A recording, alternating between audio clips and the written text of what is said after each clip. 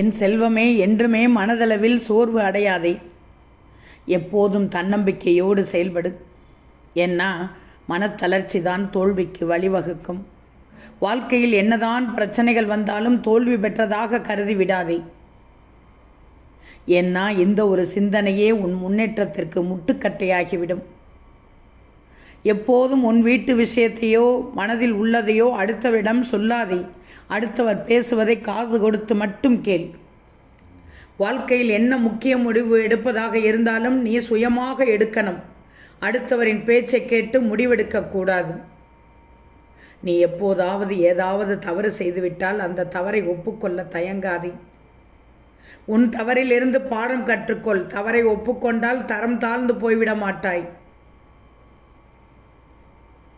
வாழ்க்கையில் தோல்வி அடைந்தாலும் தைரியத்தை இழக்கக்கூடாது. யாராவது உன்னை விமர்சித்தால் உன் மனக்கட்டுப்பாட்டை இழந்து அவருடன் சண்டை போடக்கூடாது. உன் வேலை எதுவாக இருந்தாலும் சரி, அதனை ரசித்து முழு மனதோடு செய்ய கற்றுக்கொள். எப்போதும் சிரித்து பேசு.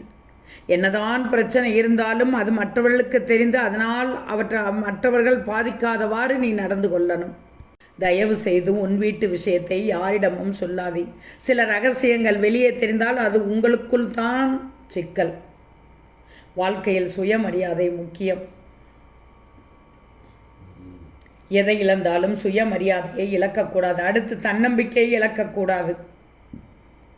இவற்றையெல்லாம் முழுமையாக அல்ல, ஓரளவாவது கடைபிடித்து பார் தங்கமே. வாழ்க்கை எளிதில் உன்வசப்பட்டுவிடும். ஓம் சாயிராம்.